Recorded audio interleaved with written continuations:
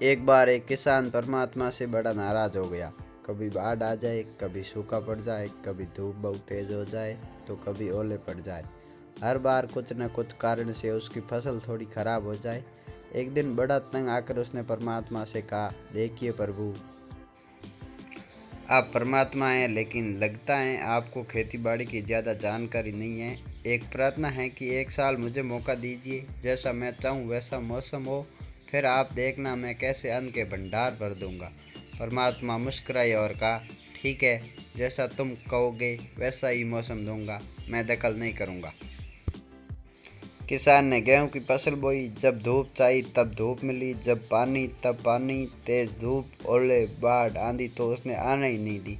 समय के साथ फसल बढ़ी और किसान की खुशी भी, क्योंकि ऐसी फसल तो आज तक नहीं हुई थी।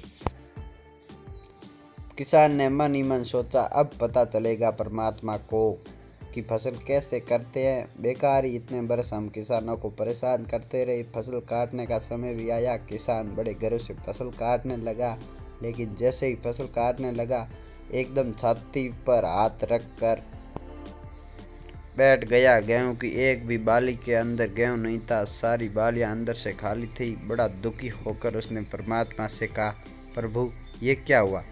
तब परमात्मा बोले, ये तो होना ही था।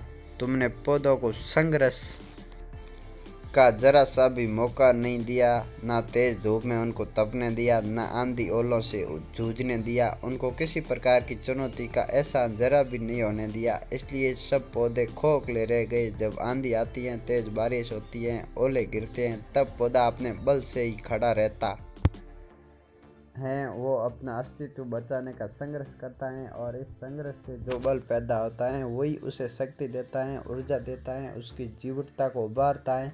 सोने को भी कुंदन बनने के लिए आग में तपने, हथौड़ी से पीटने, गलने जैसी चुनौतियों से गुजरना पड़ता है, तभी उसकी स्वर्णिम आभा उभरती है, उसे अनमोल बनाती है। उसी तरह ज़िंदगी में भी अगर संघर्ष ना हो, चुनौती ना हो, तो आदमी खोखला ही रह जाता है, उसके अंदर कोई गुण नहीं आ पाता। ये चुनौतियाँ ही हैं जो आदम रूपी तलवार को धार देती हैं, उसे सशक्त और प्रखर बनाती हैं। अगर प्रतिभाशाली बनना है तो चुनौतियाँ तो स्वीकार करनी ही पड़ेगी, अन्यथा हम खोखले ही रह जाएंगे। अगर ज़िंदगी में प्रखर बनना है, प्रतिभाशाली बनना है, तो संघर्ष और चुनौतियों का सामना तो करना ही पड़ेगा।